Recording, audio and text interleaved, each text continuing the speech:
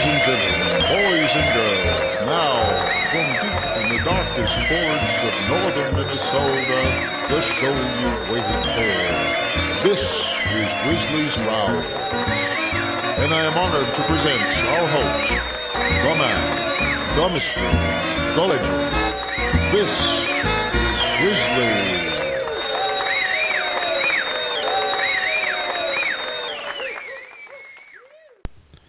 This is Grizzly's Growls, episode 25, and this is Grizzly. Hello again. Going to do a quick, short show just because I haven't done one in a while. Tried to do one the other day, and I was, quite frankly, just a little bit too drunk to be doing a show, so I threw that one out. I figure I put this one up as episode 25 and see if the feed doesn't choke on it, because I did that last little bit as episode 25, which is probably a mistake. Anyway, what have I got to talk about today? Well, let me talk about my girlfriend. We've been hanging out again. She came back after the summer. And I notice whenever we're together, we get a little bit more wild than I think is, in retrospect, in 2020 hindsight, is entirely appropriate. And I was thinking about that. Thinking about the fact that I tend to, when I'm with women, I tend to expect them to set the limits, because I really suck at setting limits and really knowing what the limits are. I grew up in the 60s, and I was taught what the limits had been up to that point by my parents, who grew up in the 40s and the 30s and the 20s and whatnot. And the limits of the 50s, which were completely different. And I know that they changed the rules in the 60s, and very much in the 70s and 80s, and still pretty much in the 90s, although it was much more dangerous in the 90s to not live with limits, if you will. So I really don't know what I'm doing. That might be part of my unfortunate condition, and might not. But anyway, I was thinking about the fact that I keep expecting her to set limits and she doesn't. And I think she keeps expecting me to set limits. That's the part that suddenly struck me. I said, hey, she's really looking to me to set the cutoff points, set the limits, decide when things are too much. I don't know why. Could be that she's, like me, not really capable of setting practical limits in behavior. Or maybe she doesn't feel like she's supposed to, because she's the woman and I'm the man, and the man's supposed to do that. And that means that I've been screwing up really badly, not being there and not playing my role in the process. And it's kind of rough after a while if you suddenly discover that you've been basically a damn fool for an extended period of time. So that's how I spent the last few days. I went out and didn't intend to stay out. I've been trying not to take the computer with me, because if I take that out, I just tend to stay out for the whole damn evening every time I go out. And just brought a book, and then she showed up, and I stuck around and stuck around and stuck around, and we did a bunch of stuff we probably shouldn't have in front of God and everybody. And that was my fault in the final analysis. Keep expecting somebody to save me. Keep expecting someone to figure things out for me. And in the final analysis, I'm supposed to figure things out for myself. And that's why I picked this next song. Also because I happen to have it in the folder for such things. Owen Poteet's song, Rescue Me. I don't think I've used this one before. Like it, though. Very bluesy and whatnot. So here you go.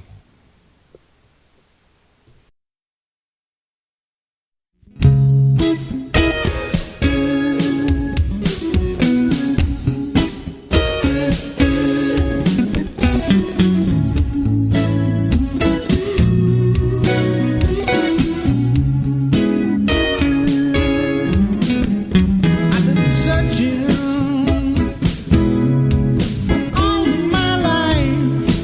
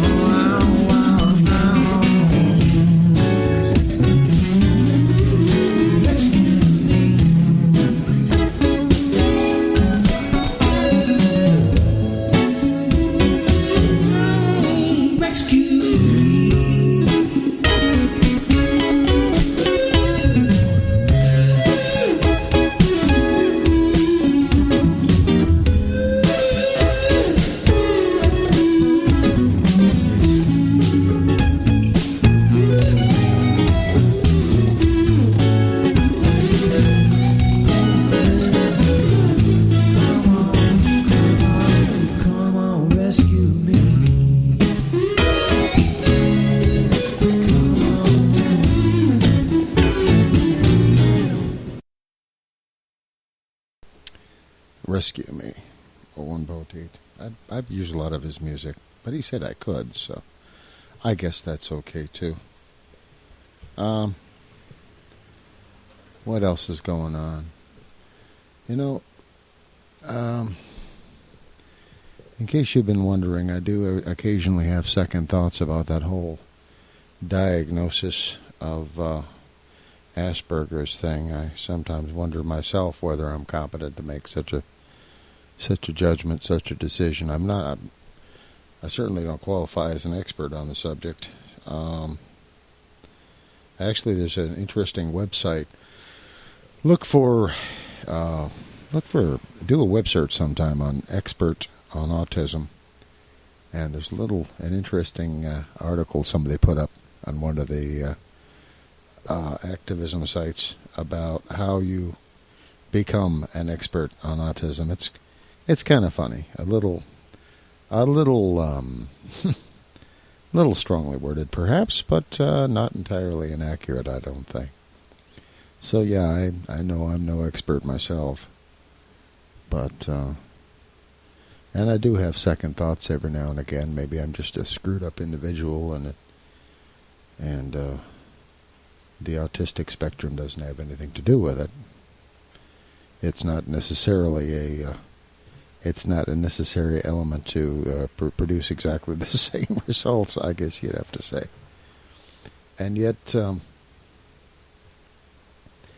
well, way back in history, Galileo Galilei looked up in the sky after having been told all his life that the Earth stayed in one place and all the planets and the sun and everything just rotated around the Earth. And he looked up in the sky and took a real close look at what was going where, and he figured something out. That not only did all the other planets actually go rotate around the sun and not around the Earth, but in fact the Earth moved and rotated around the sun also, and spun around. And it wasn't the sun going around the Earth, it was the Earth going around the sun. And the church, in their infinite wisdom, decided, well, the Bible says that the sun goes around the Earth, and it doesn't say the Earth goes around the sun, so therefore Galileo Galilei is committing a crime, a sin, by saying this. And at that time, not only could they throw him out of the church for saying it, if they wanted to, they could, as I recall, probably put him to death for saying so. And they told him they would if he didn't say that he had been wrong and that he shouldn't have said it and deny the whole thing. And after some thought, he did exactly that. He denied the whole thing. Signed the papers he was supposed to sign, walked away, and the legend goes that as he was walking away, he said, "And yet it moves. And yet it moves." And I look at the fact that, yes, I am not, most assuredly not an expert on autism or Asperger or any of that, and that I could very easily be wrong. But I also look back at the history of my life, and I realize that it still comes down to the same thing. That in the final analysis, looking at the evidence that I have for my life, it moves. This is what makes sense to explain my life. And that's the way that works.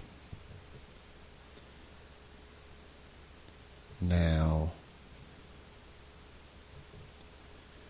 I shouldn't make as many excuses for myself as I do behind that.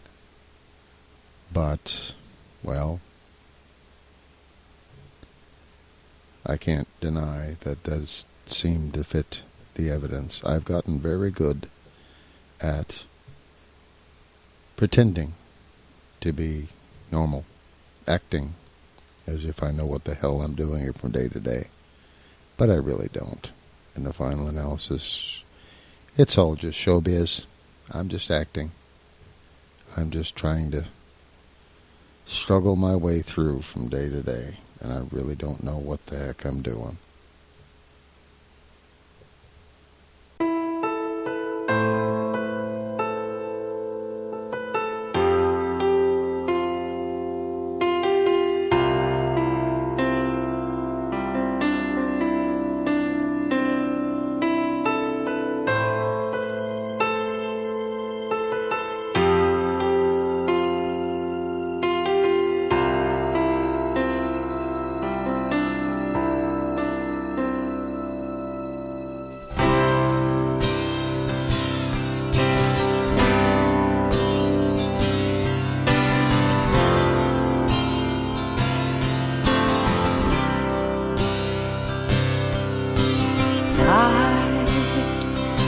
Climbed your mountains,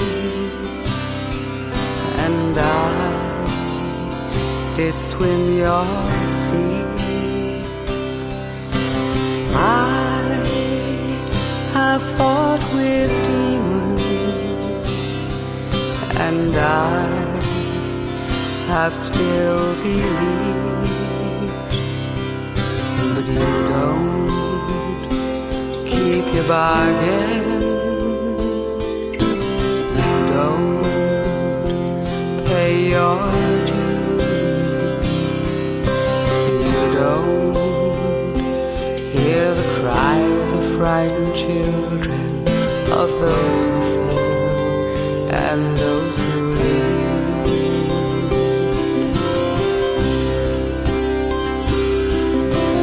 I have told your story, and I have sung your name. I have spoke of glory, and I have played your game. But you don't keep your promises. You don't keep your truth.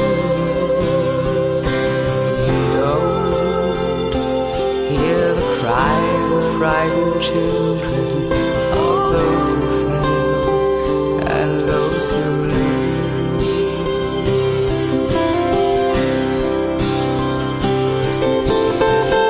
Hallowed be thy name, they said. Thy kingdom come, they said. Thy will be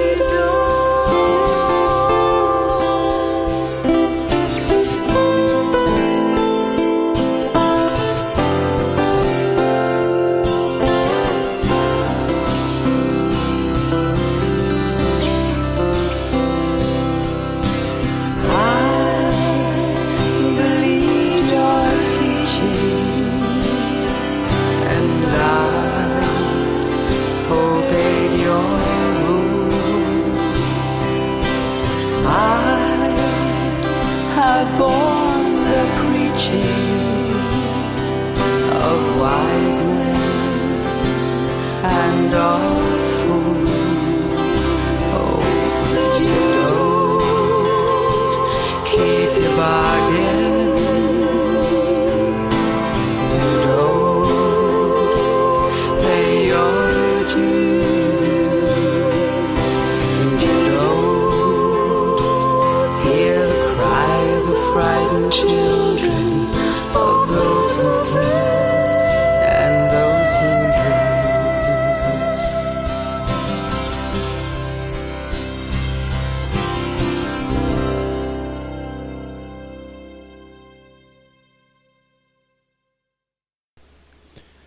Sue Merchant's song, Those Who Lose. Well, why the heck did I put that in there? Well, let me tell you.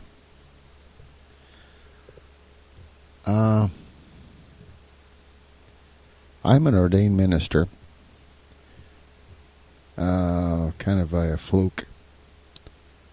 I went on the web one day. I was actually on IRC chat one day, and somebody came on. His screen name, or whatever they call him, Nick on IRC, was Rev something. And he said, yeah, I'm an actual reverend. Went on the web to this one site and clicked on a couple of things and became an ordained minister. And I thought, gee, that's kind of interesting. Got to be more to it than that. He says, no, just go to the website and click on a couple of things and become a minister. So I went to look, and I wasn't paying much attention, clicked on a couple of things, and all of a sudden, I was a minister. And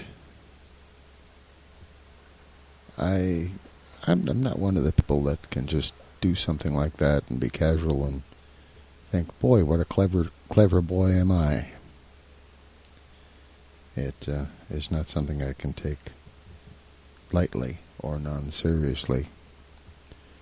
And I don't reject it, and I don't consider it a small thing. But by the same token, I had to ask myself, once I had done that, do I believe in it? Do I believe the things that the Christians believe? My sister goes to church. I guess my mom goes to church. I think my baby sister might go to church too. And I know church-going people, and they're decent people, and I like them, and I respect them. I've always been decent to me. In my brief periods of homelessness, they did that charitable thing they do so well and took care of me. But I had to ask myself, do I believe in those things? And in the final analysis, no, I don't. Now, it may not be for the same reasons that apparently Sue Merchant feels that way. I just had to ask myself whether the stories in the Bible were something I believed in, and, well, I think it'd be kind of nice if they were true, some of them anyway, but I don't think they are. I do have religious beliefs, I suppose. I'm not always entirely sure what those are, but I guess I have some. And I suppose it's partly because it doesn't seem like the world can work the way the Bible says it works. That I don't think a loving God really can have, at least as described in the Bible, can actually create a world. You can't both have a loving God and a universe run the way the Bible says it's run. And that's just my opinion. Nobody has to agree with me. But I do believe that. Now, someday I'll get back to you on what I do believe. I don't feel up to trying to explain all that right now. I'll have to give some thought to that. Exactly how to explain all that. But, yeah, I am a minister, and I do believe in some things. Just not the things that you're supposed to believe in when you're a Christian, so I guess I'm not one of those. And that's the name of that tune.